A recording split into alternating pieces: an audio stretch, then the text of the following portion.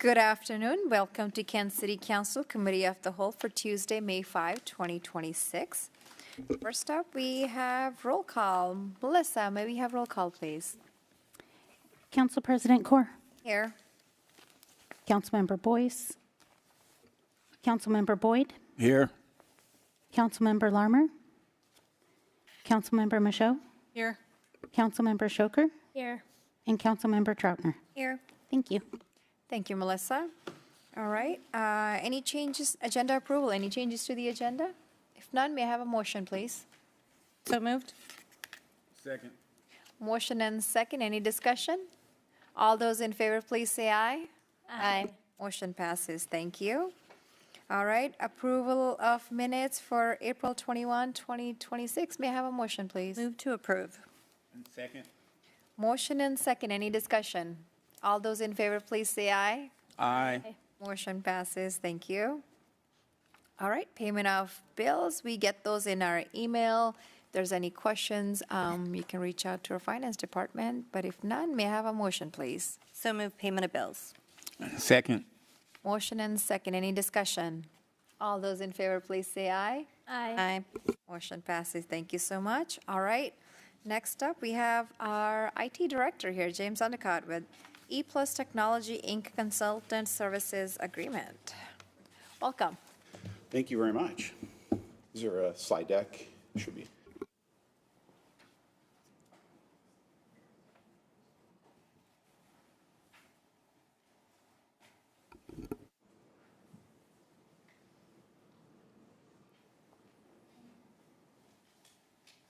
There you go.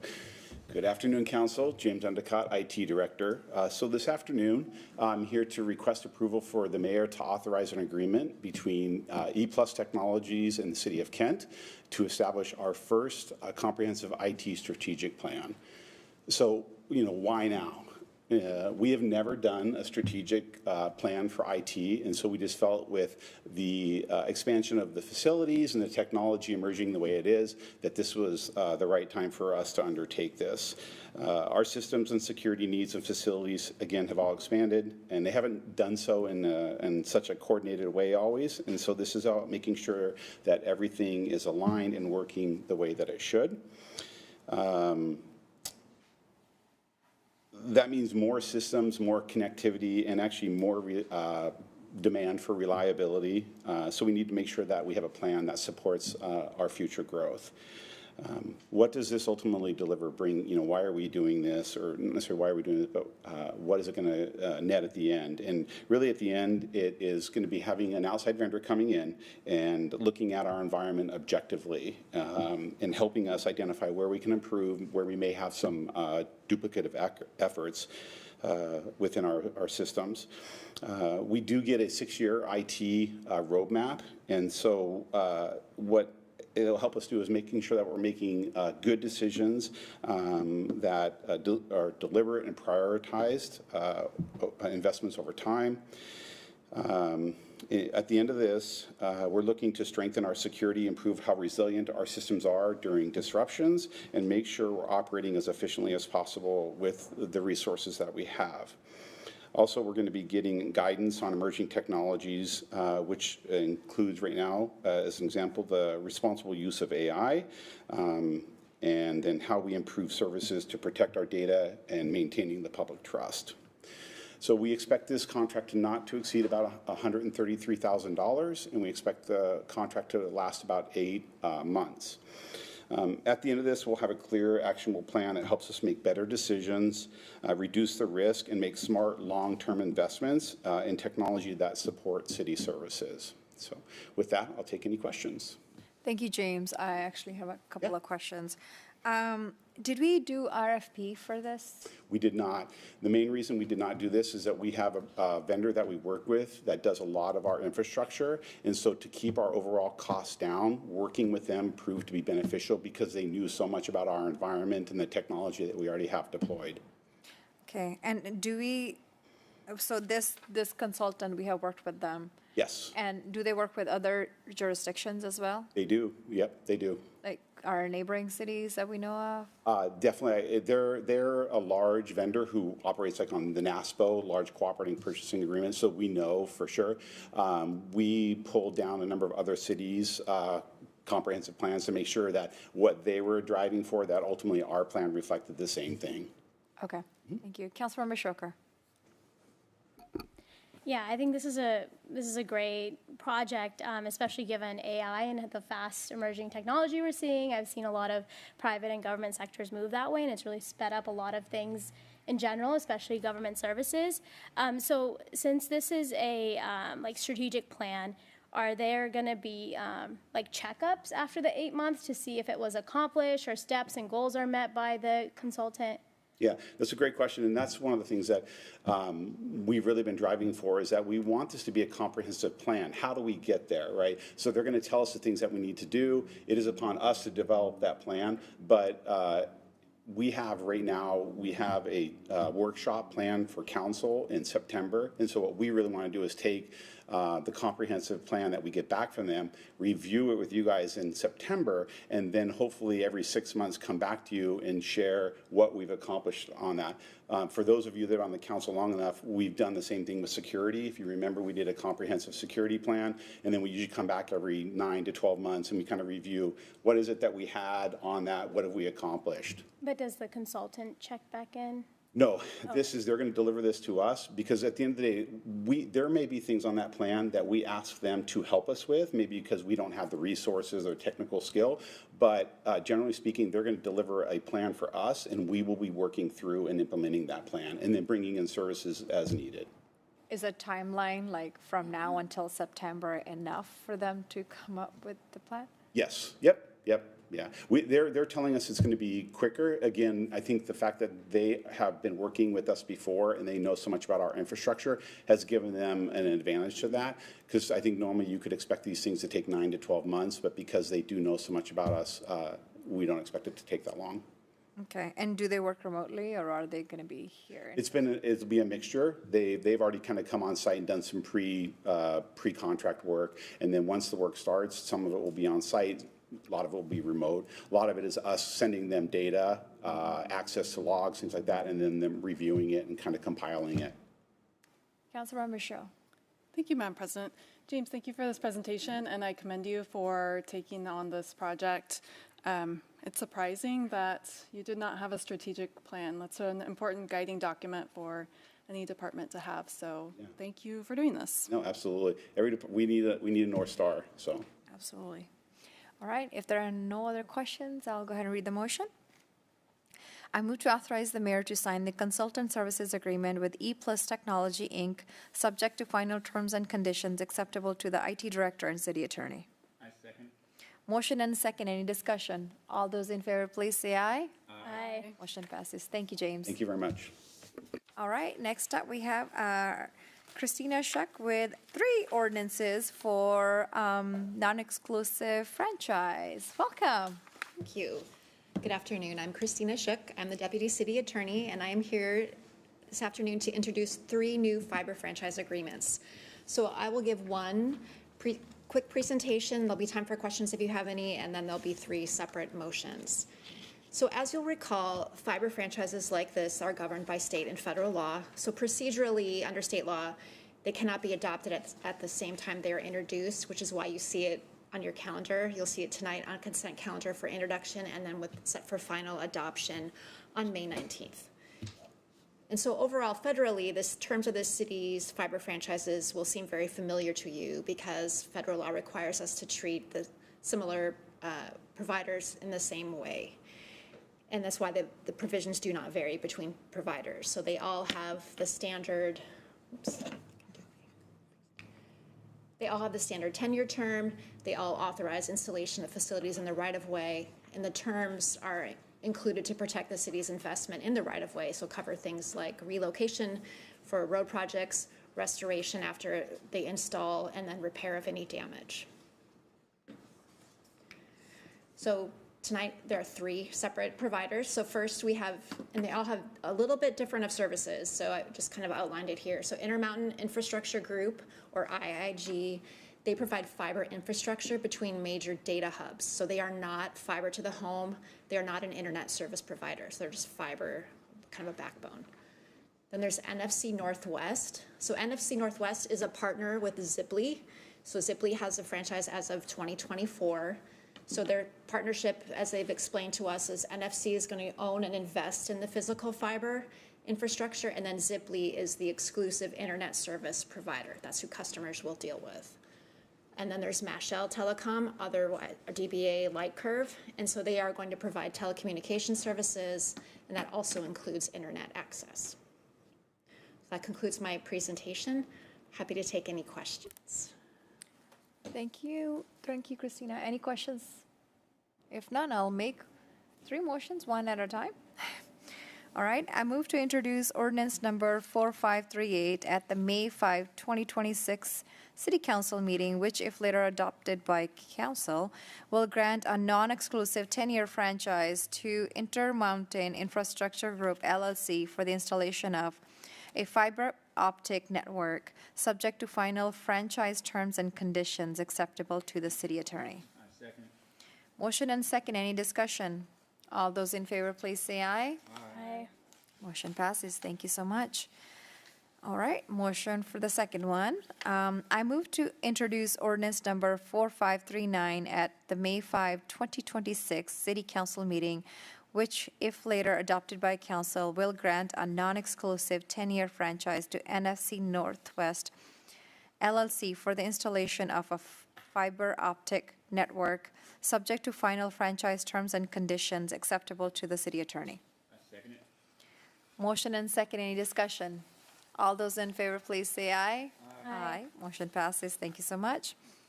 All right, last one. I move to introduce ordinance number 4540 at the May 5, 2026 City Council meeting, which, if later adopted by Council, will grant a non-exclusive 10-year franchise to Mashell Telecom Inc., DBA Lightcurve, for the installation of a fiber optic network, subject to final franchise terms and conditions acceptable to the city attorney. I also second. Motion and second, any discussion? All those in favor, please say aye. Aye. Motion passes. Thank you, Christina. All right, next up, we have Parks. Councilmember Michaud. Thank you so much, Madam President. We have one item tonight, and we have Lori Guilfoyle here to present it. Good afternoon, Council President, Council members. Laura Guilfoyle, Human Services, and I'm here to present the resolution for public defense standards. Washington State public defense standards are adopted by the Washington State Supreme Court. RCW 10.101.030 requires cities and counties to adopt the standards for delivery of public defense services. So this is services at our municipal court. The key components are caseload limits. It guides our contracts and the quality of representation, so sufficient time and effort for each client is given. And related to the caseload, currently is, well, last year was 400. It'll drop 28 cases per year. We're using a phased-in approach until we get to that 120 cases. We currently do have 8 attorneys through Stuart McNichols Harmel and 3 additional attorneys to provide if SMH has a conflict. So for now, we are okay with the number of cases we have and the number of attorneys we have to cover those cases. I'm happy to answer any of your questions. Any questions for Lori? No? Okay. I will read the motion. I move to adopt resolution number 2107, adopting new standards for indigent defense services provided to the City of Kent and repealing resolution number 1903. I have a motion and a second. Any discussion? All right, all in favor say aye. Aye. All right, motion passes. Thank you so much, Lori. Back to you, Council President. Thank you, Councilmember Michaud. And we have Public Works, Councilmember Troutner. Thank you, Madam President. We have 2 items on our agenda today. The first is information only. I see David Payne up here to talk about the 2027 to 2032 6-year transportation improvement plan. Good afternoon, council members. David Payne, one of the city's transportation planners. Presenting on the Transportation Improvement Program update, following up on our conversation from March. We're through most of our public engagement and wanting to give an update, information only prior to the public hearing, which will be on May 19th at Council at the regular session at 7 p.m. So I'll go over the presentation from March, but highlight some of the material that may have changed since March and stakeholder input. So I'll briefly go over the schedule of the TIP update, remind folks what we've done, what we're still doing on outreach and engagement, and then reiterate and highlight the projects. So again, this is the schedule that we follow each year between January and May adoption for the update. Here we are in April/early May, giving the update on the draft document, which is attached to the material. Reiterating the outreach and engagement and where projects come from to be added into the 6-year TIP, the comprehensive plan referenced at the top there, our stakeholders, and the presentations that we give both in person and virtual. Center of the illustration, the long list on the left, all of our important stakeholders that we present to. Anything that's in bold, those are all presentations that are done in person. So Committee of the Whole and the Land Use Planning Board, Bicycle Advisory Board, the Diversity, Equity, and Inclusion Board, as well as our more our formal but not in-person engagement. It's the engage.kentwa.gov. We've got the QR code in the upper right-hand corner. That's still active. You can see a picture in the lower right-hand corner of some of the language translated posters that we've done both at grocery stores and Kent Commons.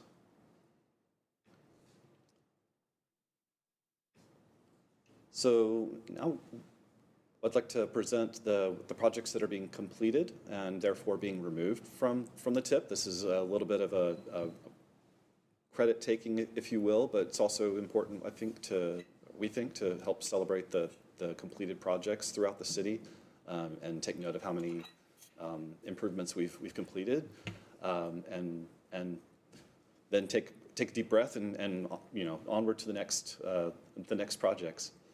So the first, I'll go in clockwise rotation. The first, Meeker Street and 64th Avenue. That was an improvement that was funded both by PSRC and WashDOT, 2 separate grants, completed this year. Then we've got the Reith Road project with the pair of roundabouts. That was funded in part by our partners at the Transportation Improvement Board. Then the Meeker Street improvements along Kent Elementary in number 3. That was a separate WashDOT grant. 4 and 5 represents the improvements to I-5 and 405 under I-5 and 509 under Veterans Drive, which the city contributed towards. And then the 76th Avenue South, there, number 6. And that included a number of grants, including from the Freight Mobility Strategic Investment Board and the Transportation Improvement Board. But wait, that's not all. There's another page of credits. So we've also got the Naden Avenue and Willis Street intersection improvements in the upper left-hand corner. That was a USDOT direct grant, 100%. The Safe Routes to School zone flashers at 7 different elementary schools. That was a WashDOT grant. In the 2025 Local Road Safety Plan and Safe Streets and Roads for All, or better colloquially known as the Target Zero Action Plan for Kent. That was another USDOT competitive grant. And last, but certainly not least, the walking path in front of the Keyhawk Center to serve Martin Sortune Elementary. You can just barely make out the placard in the background there for Martin Sortune. All told, the city-led projects on this list represent about $40 million in construction, and that leverages about half grant funds.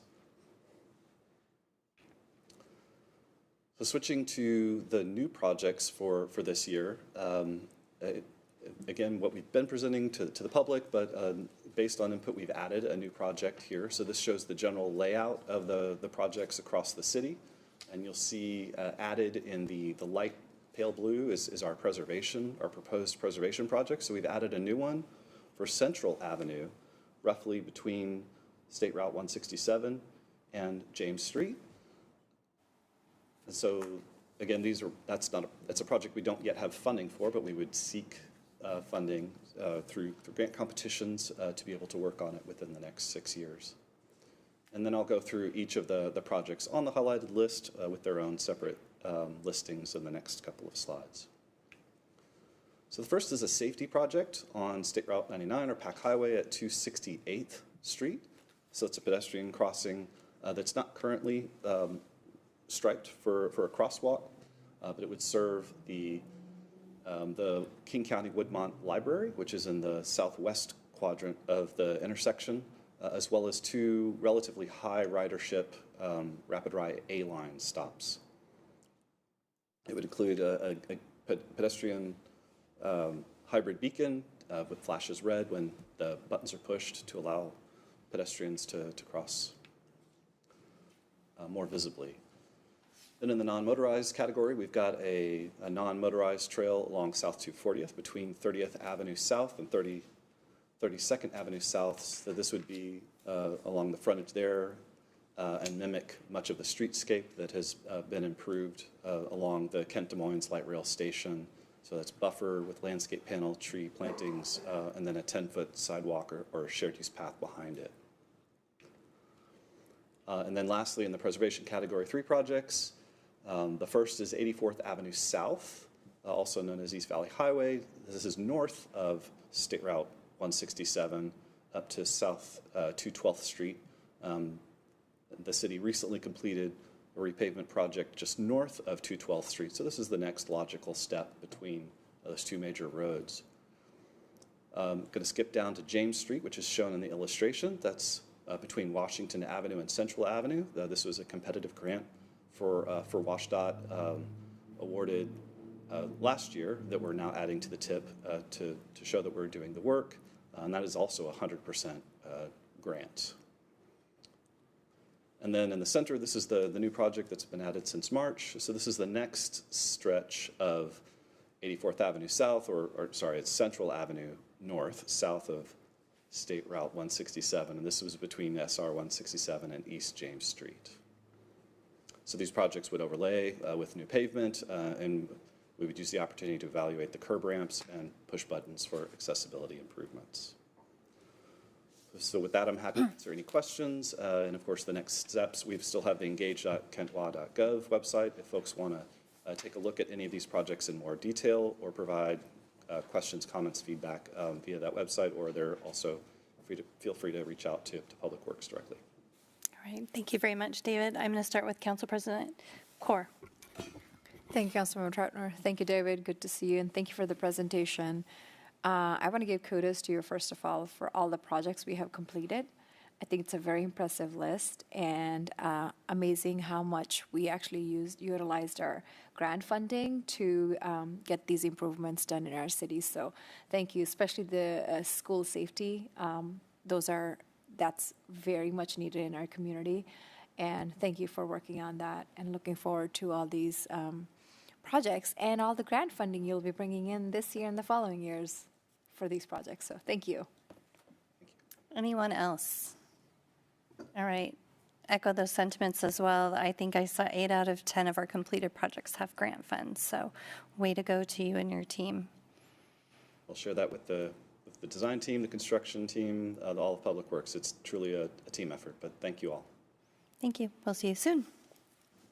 All right. The last item on our agenda for Public Works is a First Amendment to the Consultant Service Agreement with Express Employment Professionals. And welcome to Kelly Peterson. Thank you very much, Council President. Members of the committee, before you is an amendment to a contract with Express Employment Services. They are providing project coordination for the Federal Link extension. This particular contract would add additional $170,000 in a year to the contract. As you know, the Federal Link extension is a design-build project. It is very complex. This work includes both the project closeout for the light rail that has been constructed and revenue service has begun about 5 months ago, as well as the traffic mitigation projects that are ongoing. There's 4 of those in the city. Those have started closeout as well.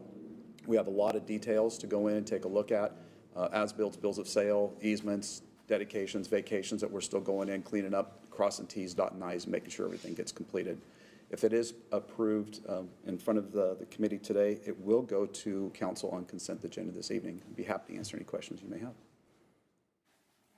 Thank you, Kelly. Any questions for Kelly? All right. I will read the motion.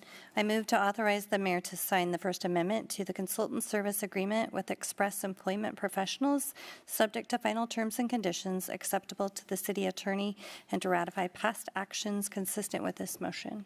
Second. All right, we have a motion and a second. Any other discussion? Just a reminder, this will come before you in consent. So thank you for that. And with that, all those in favor, please say aye. Aye. Any opposed? All right, motion passes. Back to you, Council President. Thank you, Councilmember Trotner. With that, we are at the end of our meeting, and we'll meet at 5:15 for council workshop. Thank you all.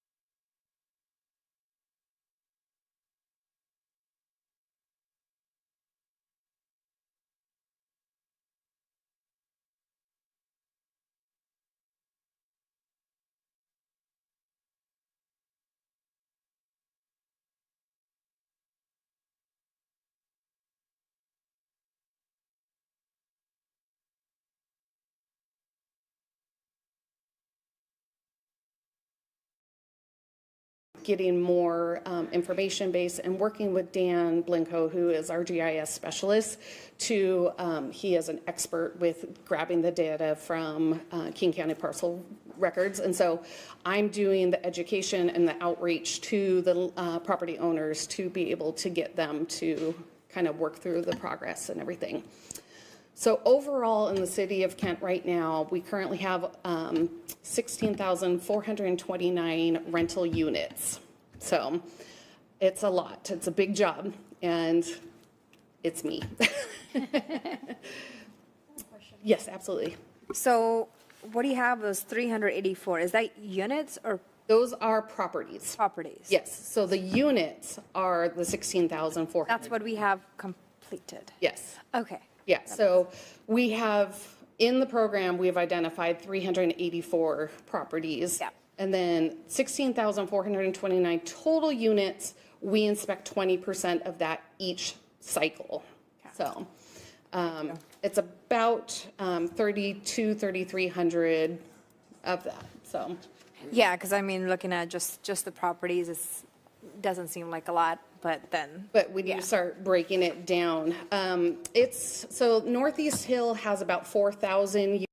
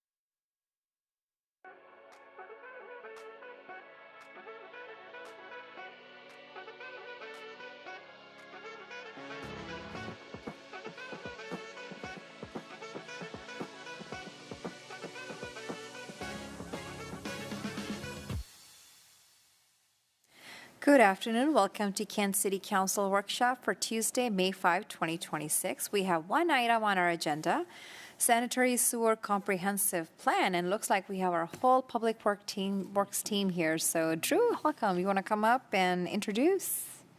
Yes, thank you. Thank you. Thank you, council members. My name is Drew Holcomb. I'm in the Public Works Engineering, and I've been working on the 2026 Sanitary Sewer Comp Plan.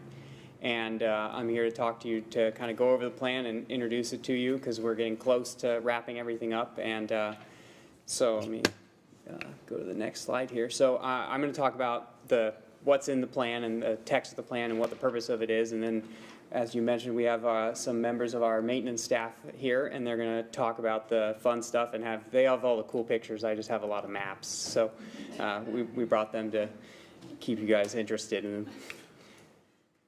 So you may be asking, why do we need a sanitary sewer comp plan? Well, the sanitary sewer comp plan is important because it helps guide the projects that we're working on and make sure that our system is continuing to function and keep all the sewage underground where we don't think about it. A big part of the sanitary sewer comp plan is modeling the plan, modeling our sanitary sewer pipes throughout the city so that we can determine what's functioning and what may be an issue in the future. The last plan that was worked on was 2012, so it's been a couple years and it's time to update it. So that's what we're doing. Another part of it was aligning with the city's comprehensive plan, which ECD worked on, and we worked closely with them. So I'll go more into that. And then, the main goal of the project is to identify the projects that need to be done for the sanitary sewer to keep everything working. And identifying all these projects helps come up with and identify the funds that are needed to continue to maintain our system. On the left here, this is Linda Heights Pump Station, which is one of our sewer pump stations.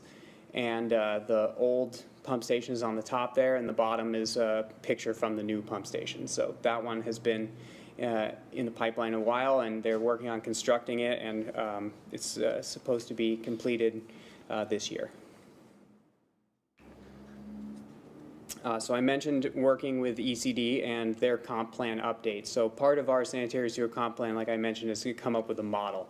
And one component of that model is future growth and how is our system going to handle an increase in residents and customers in the city of Kent. And so we did 20-year population projections. And this map that's on the right here, it shows the city broken into different areas. And so that was working with ECD. We came up with their hotspots for growth where they're planning the most growth. And that's where we applied an increase factor. And then we had just a general factor throughout the whole city. And so that's because we want to make sure that with an increase in people, we're still able to serve them and transport the sewage out away from businesses and people.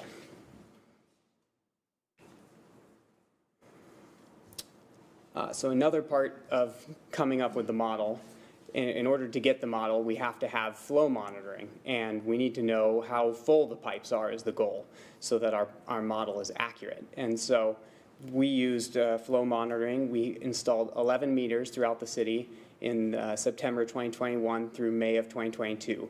And we also worked with King County. So you can see on the map here, there's gray lines. Those are the King County mains. So the city of Kent, all of our sewage flows to the King County mains, and then the King County mains flow north to get treated. And so in this map, the gray lines are the King County metro lines, and they had 10 flow meters that were already installed. So we were able to work with them and get the data from them as well. So we had 21 meters providing us with data, which we then used to calibrate the model.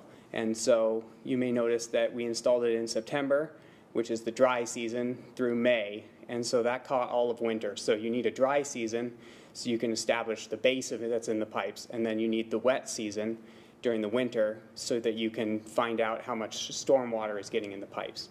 And the stormwater is called inflow and infiltration. And I have a slide on that. We'll talk about that a little bit more later.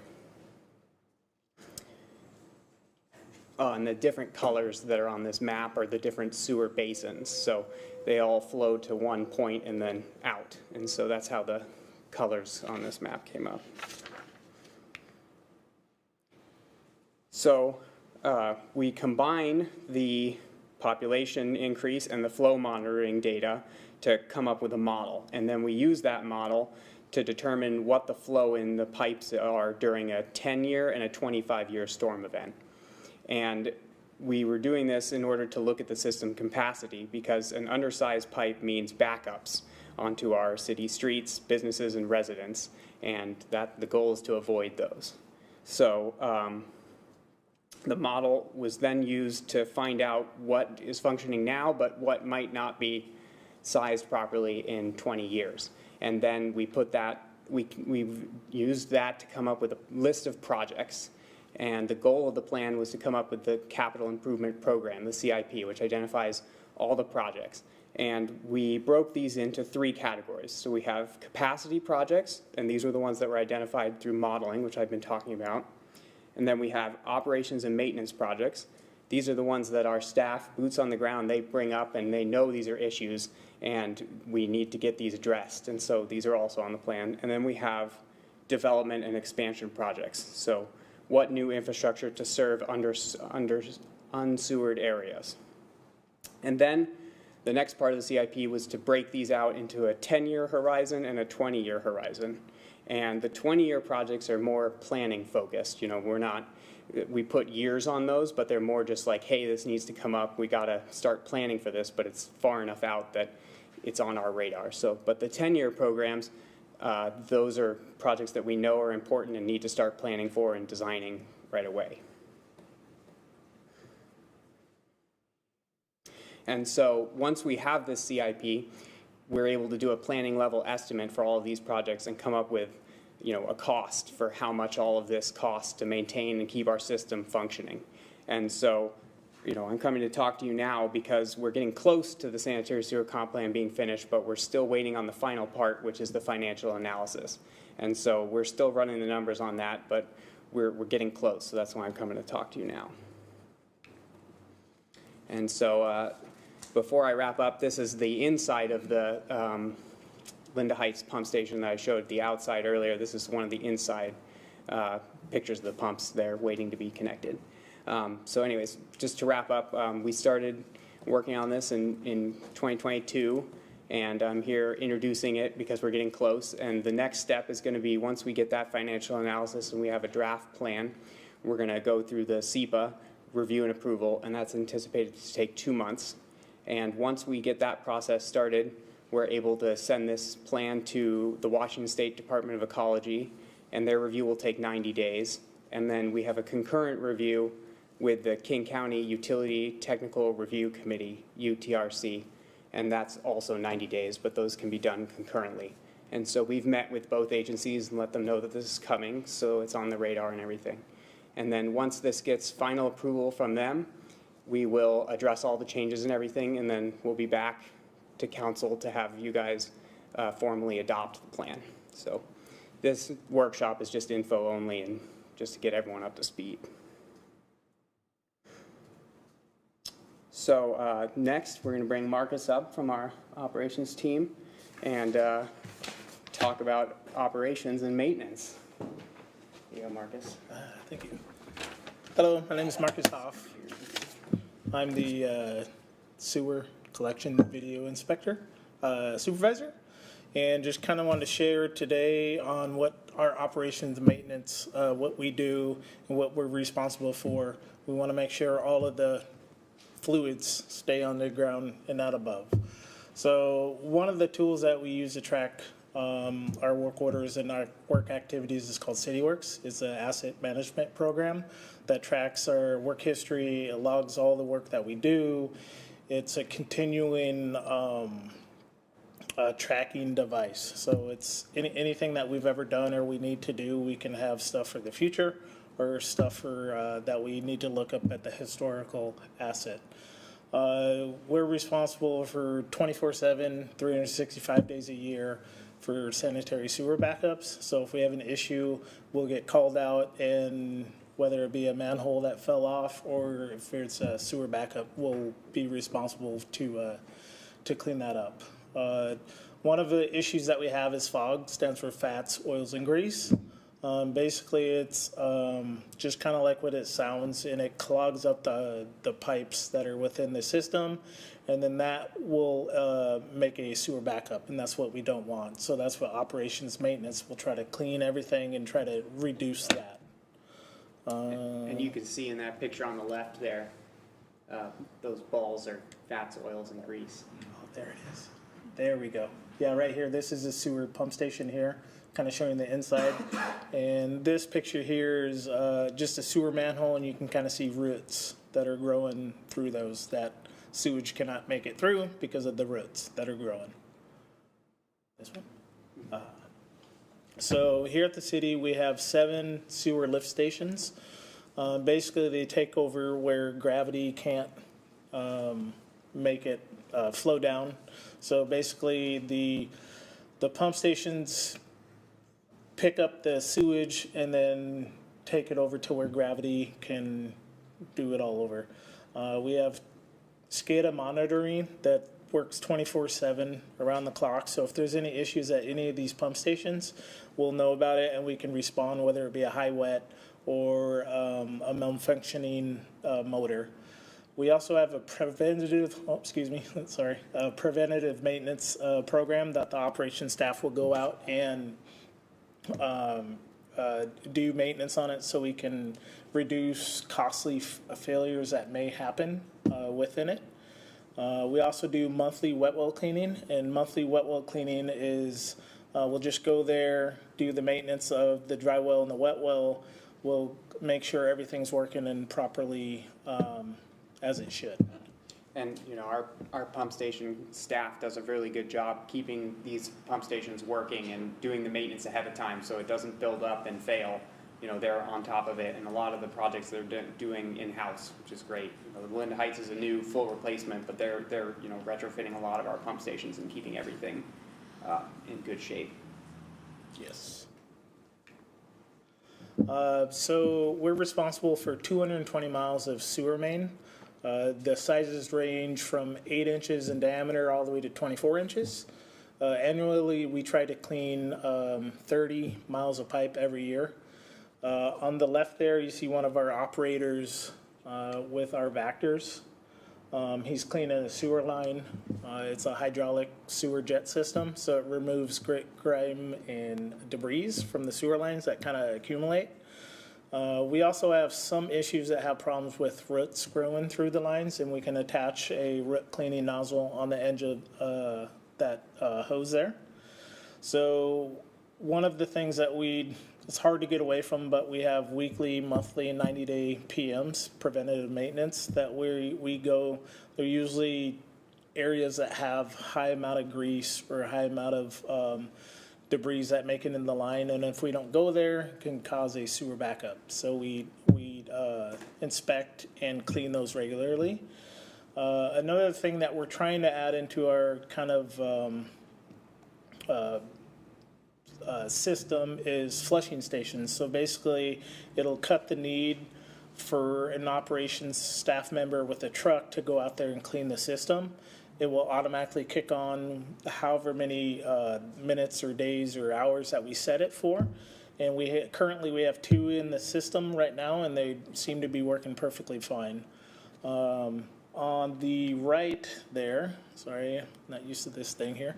You can kind of see just kind of what a sewer system looks like. It doesn't, when you think of the sewer system, you think of the nastiness and all that. It's not, your wash machine, your dishwasher, all of that water is going into that system. So that's just kind of showing you kind of what it looks like without the other stuff. We're responsible for over 6,000 manholes. We try to do 600 inspections per year. What we're looking for are defects that are in the manhole or outside, like with the frame and lid there. So we're looking for I&I, we're looking for some kind of imperfection that may be, that's going to put the system at risk. So additionally, we look on the top. So we're looking at asphalt, we're looking at the manhole condition to make sure that the drivers are going to be safe and it's not going to bump out and cause any issues. So on the top left picture, you can kind of see two of the crew members doing a manhole changeout. And then this is kind of one of the things that we're looking for, that spidered asphalt that's kind of alligatored, I guess we call it. So that's the issue. So we always try to repair that. Additionally, this is kind of an old lid that we don't use anymore. We want them to be locking. Just for safety reasons, so no one puts sticks or twigs or whatnot. The picture on your right here is a crew doing a vacuum test. So what a vacuum test is, all sewer manholes that get installed in the sewer need to make sure that there's no liquid that's going to get in and no liquid that's going to get out. So we want a perfectly tight seal in there. So in case of an emergency, it doesn't back up anywhere other than what's in the manhole. So that's what that's doing, is just kind of a vacuum test to make sure that we're good to go. One of the very important things that we do are CCTV and video inspections. So additionally, we also TV the storm system as well. So with our TV inspection, 6 months out of the year, the drier months, we like to TV the storm system. And then when the wetter months, we TV the sewer system. So that being said, we try to inspect about 20-25 miles of sewer mains annually. And what we're looking for are any kind of defects, any kind of I&I, any kind of repairs that may need to be made. As you can see in the middle pictures there are 2 holes in the side of a pipe that are not only doing I&I that are flowing water in there that we don't want, but obviously the pipe there is damaged. And what that can eventually cause is a sinkhole, which we don't want. So it's very important that we log these into our city works and that we track these and then make a repair. Another thing that you see is it's a fracture. It may not look like it's that big of a deal, but that adds a lot of water into the system, and eventually that crack will grow because it is concrete. So we just want to make sure we log and catalog all these. What's nice is any inspection that we do is logged into the city servers, so we can look up the asset at a later date if we need to. The top left there, you can kind of see the crews lowering in. That's one of our crawlers with a camera on it that's going into the sewer system there. And then you can see our operator there. This is what he's kind of looking at when they're doing a video inspection. Marcus, Councilmember Troutner has a question. Quick question. So you say 20 to 25 miles that you inspect annually. How many miles of sewer do we have? Did you mention that? 222 miles of sewer. Wow. Thank you. So, and then I believe there's about 300 and some change and some storm. I think it's 320 miles of storm that we also try to inspect as well. So some of the things that we're looking for, pipe repairs. So we recently, what you have here, Kyle, this is clean, so don't worry, it's not dirty. It's not used or anything. So what we've recently have utilized in our arsenal here, it's called Quick Lock. So it's an internal pipe repair. So the defects that you saw on those slides, this will go into the pipe and it will essentially seal off those holes or cracks or whatnot. The thing that's really nice about those is that we've done close to 30 of those, and just one of those quick locks are about $700, and compared to one of those repairs could be $20,000, $30,000 each. So we've definitely saved a lot of money by doing this. And we're actively using it. So we just want to bring it to you guys and show you what it looks like. That's also one of the cameras that are in that clear pipe there. So that's kind of what the pipe or what the camera looks like. We have a few other ones. So also to mitigate on some of our repairs that we do cured and placed pipe, CIPP. basically it's like a sock that goes in to that pipe and it cures in place, and that is replaced, the current pipe, whether it be concrete, PVC, or whatever, it replaces that with the new hose pipe that is just as strong as that. And the traditional kind of spot repair that you kind of see on the right there, this is kind of just showing you what a small repair would look like. You see all the shoring, you see the person in the trench. Not to mention what's above ground. We may have to do restoration that's in a street or in a residential area. This quick lock here that you see at the top, that was actually done about 25 feet down in the back of a person's yard. So if you'd imagine, like I said, that was about $700. So just imagine the price that it would be if we needed to go in a person's backyard, rip up the ground, restore it, and all that good stuff. So it's definitely a cool piece of tool that we started using this last year. Oh, do you want to go back to the previous slide? So Marcus pointed out earlier that the damage on those two pipes were both repaired with Quick Lock, right? Yes, yes. Yeah. So yeah, those have since been repaired. And the guys can do up to 5 of these in a day, which is also major time saving, because if you're opening up a trench and shutting down 212, that's going to take a long time and be very expensive. So you want to go back to the next slide? Sorry. Yeah. And cured in place pipe is another one that's very important, and that's a big part of our CIP plan, is having cured in place pipe projects every year for sewer and getting those, because you don't have to open it up. You're able to do this with the pipe in situ without having to open up the ground all around it. Yeah, so no restoration, none of that. It's Marcus. a new pipe, they come back around and make sure all the services are connected and ready to go. There's a couple of questions. Councilmember Shoker and then Councilmember Boyd. How long does the quick lock work? Is it permanent, or do you have to eventually? Oh, okay. Yeah, it's permanent. So it's a stainless steel, so it won't rust. And then on the outside, as you saw, it was like a rubber gasket, so it kind of makes it a watertight seal. These are permanent. Once they're in, they're in. So we want to make sure we do it right. As you see at the top of that, they have ratchets. And so as what we don't have here, it's called a packer, and that goes on the side of a packer and it inflates with air. And then as it inflates with air, those ratchets lock into place. And then that is the repair, and it's pretty stout. It's structurally reinforcing the pipe. Yeah. So there's some stuff it can't do. There's just sometimes that we may have to make an outside repair, but really this does a lot. I mean, on easily probably $200,000 we've saved. That's awesome. In just this kind of system. Councilmember Boyd. Yes, Marcus.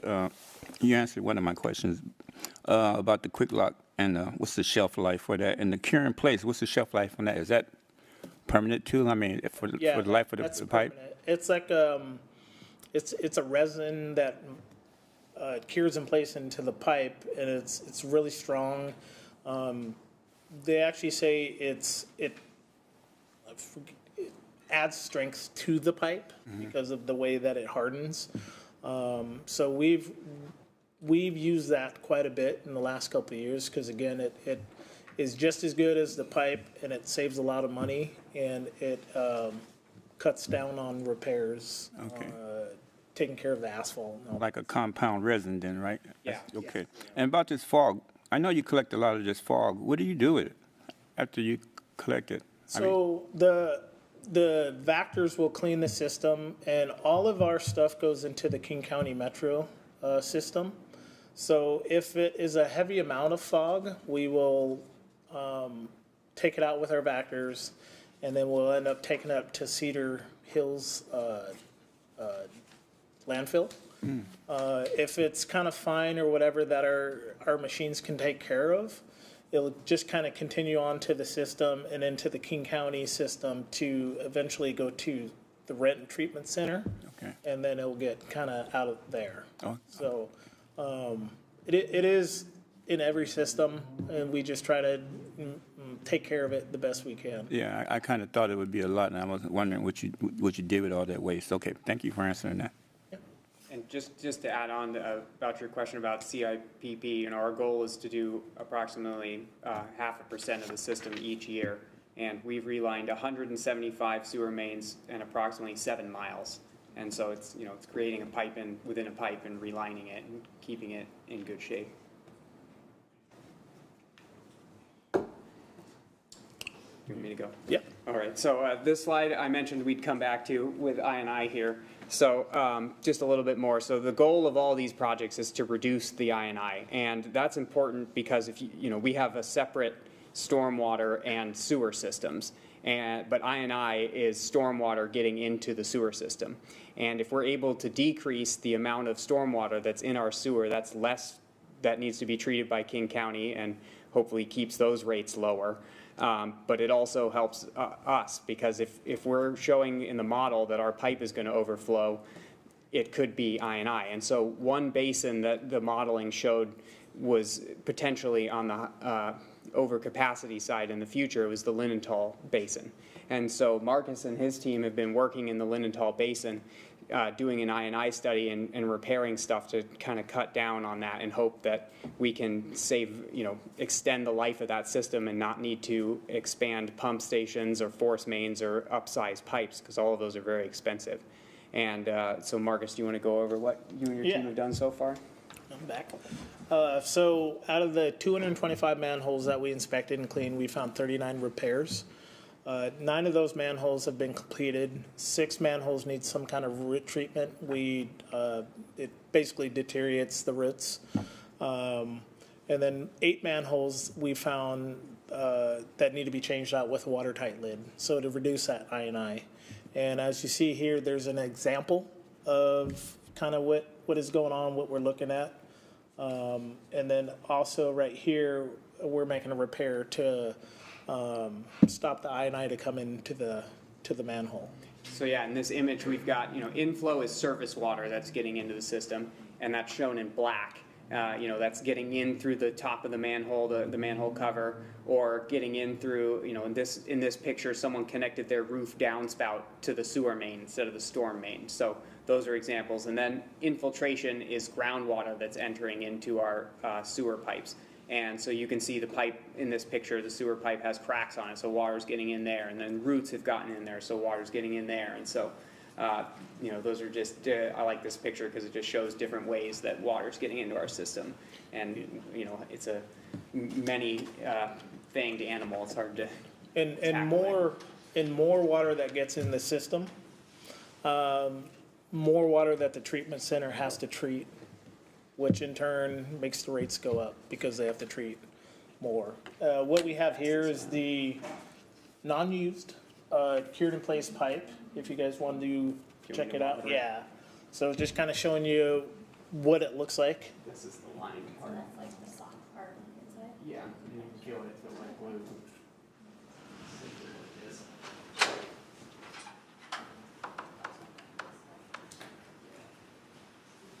Yeah, this is the CIPP cured in place pipeline. So it creates a pipe within another pipe. Yeah. I think this must be the inside of it cut out. So yeah, that's just the CIPP part. So this is just the CIPP. Yeah, so this outside is the PVC, and this is just the CIPP. The pipe within a pipe. PVC, is it right? This is PVC on the outside. That's just the resin. Just the that's hardened. Yeah, just the CIPP. Curated.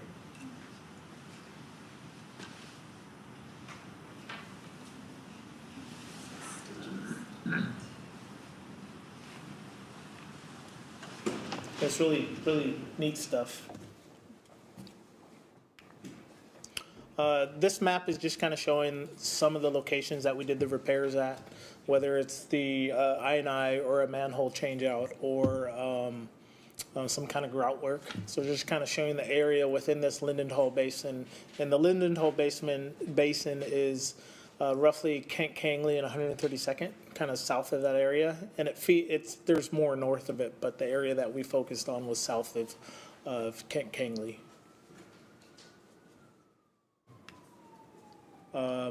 Another thing that we would like to do, we've identified these 3 areas that we're going to do smoke testing. And what smoke testing shows if there's a illicit connection or if there is some kind of area that is hooked up to our sewer system that shouldn't be. And essentially, we just push smoke into the system, and where it comes up, and roof vents or downspouts, we don't want them in downspouts, roof vents are fine. It'll show if it's connected illegally.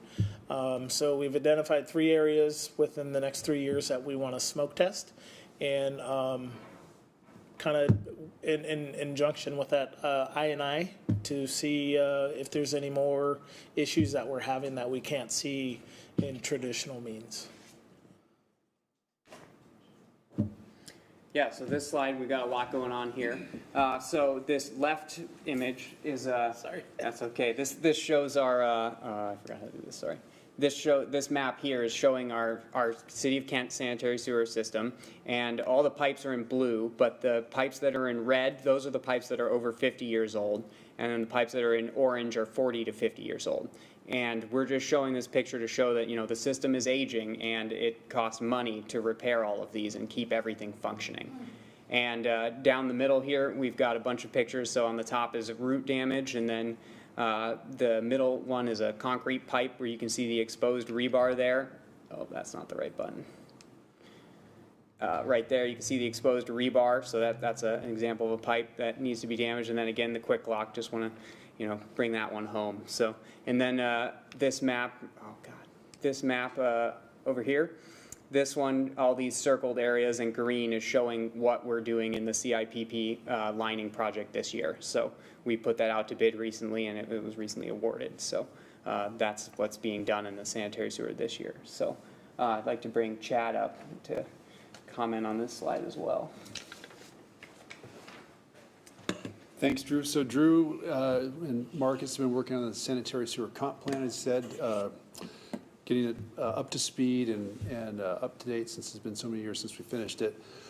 One of the issues we've got, besides the aging pipe and making sure our system works, is the fact that we're part of Metro's system. Again, like they said, all of our sewage goes into the Metro system, goes to Renton, gets treated, and then heads out into Puget Sound.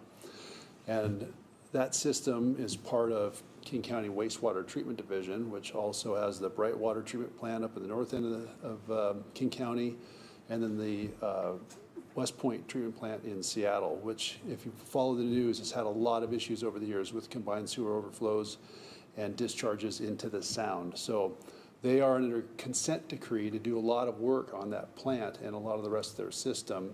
And as part of our rates as a partner, which is an agreement we cannot get out of, part of that, those improvements will be paid for by ratepayers. So about 2/3 of everybody's bill in town goes to King County Metro, not to the City of Kent, even though a lot of people think, oh, I'm paying the city for sewer. You are, but we're all paying the county as well. And I know councils are well aware of this, but I want to make sure I'm saying it in a public forum. And we'll come back to another council workshop here in the next couple of months. I want to talk more about sewer rates, because in light of not only sewer rates and all other utility rates are going up, but sewer rates in particular, we're getting double-digit increases from King County Metro for the foreseeable future, with rates doubling in the next about 5 years and then doubling again in the 5 years after that. So we're going up over $100 a month to Metro just by 2029. And then if you figure we're going to be doubling, we're going to be up to like $200 a month for sewer sometime in the mid to late 2030s. So that's a lot of money. It's part of being a partner in the system, and it's something that I think folks aren't really ready for. They don't know that it's happening. We've talked about this during the Kent 101 classes that just happened this spring. You saw the class came by at the last council meeting, and they were all pretty surprised about it. So I know there's a lot of messaging that the county wants us to do about that, and we want to make sure we're starting that early, because those increases are starting fairly quickly.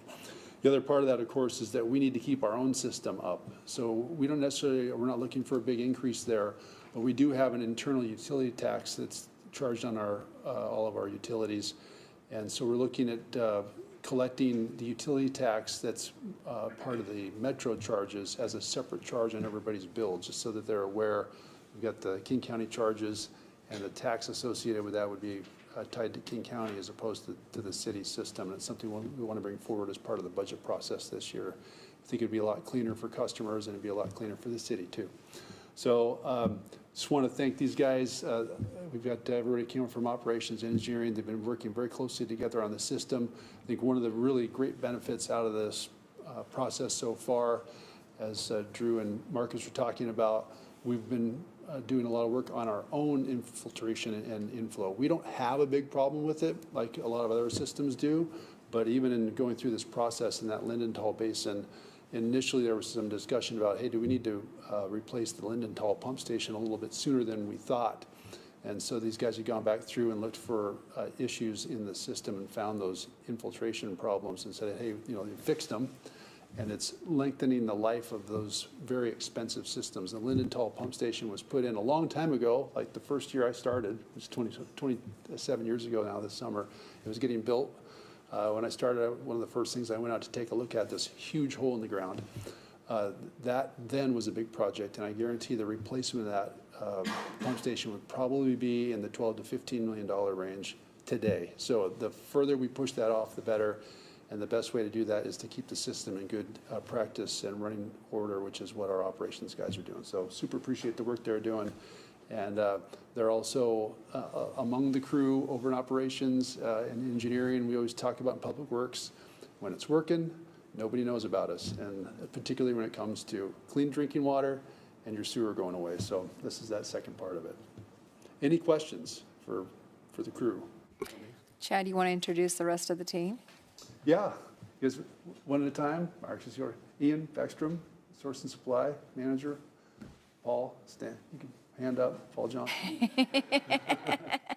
Kyle Johnson, Elijah Sawyer, Derek Hawks, Kelly Peterson. All right, thank you. Thank you, Marcus. Thank you, Drew, and thank you all for being here and the show and tell. It's actually nice to see, you know, that you brought in pipes and the difference you're making in the community. I know that you probably don't hear it enough from us, and you probably see your leadership team, but I want to say thank you for all the work that you're doing, and if you want to pass that on to your team members as well, that really appreciate you. You're the unsung heroes of our community because it's so important to make sure our pipes are working and we're able to, you know, move on with our day without even thinking about our sewer and our stormwater. So with that, Councilmember Troutner. Thank you, Madam President. First of all, I want to say thank you for this presentation. I think that Public Works does a great job of bringing their crews in so that we get to see you and thank you, and you get to present to us. So I really appreciate the time that you take, because I know you could probably be somewhere else this evening, but you choose to be here with us. So thank you very much for being here. How does a water event like the flood that we had this past winter, does it affect what you guys do and how you have to schedule repairs? I mean, does it cause a lot of problems? Does it create more issues for you, or? Sorry, Yeah, sorry. go for it. Not so much. There is an additional flow that does come into our pump stations. And we experience that kind of whenever it rains because more fluids getting into our system, so the pump stations running are a little bit longer. This past flood, we did checks here and there to make sure our system was good to go, and it didn't have any issues. So that's the benefit of not having a combined system when you're with a storm sewer. There's some places still in the country that have combined systems, and we don't want that. Like so, Seattle and King County. Yeah, Seattle has some areas, so our stuff is dedicated to sewage. So, yeah, so it not bad. Thank you. All right, any other questions or comments? Oh, Chad. One thing to add, during the flood, we did have an issue. One of our neighboring purveyors had a problem with some manhole lids that were submerged, taking in a lot of water. And we ended up with a bit of a geyser coming out of one part of town. So we coordinated with them. They took care of it. They're working on the issue. But it was one of those items where I was glad our system wasn't doing that. So Yeah, that would be fun. Thank you. Thank you so much, team. Thank you for the presentation. And That's just dirt on that picture too, not. yeah. Well, thank you all. With that, we are adjourned until 7 o'clock for council meeting.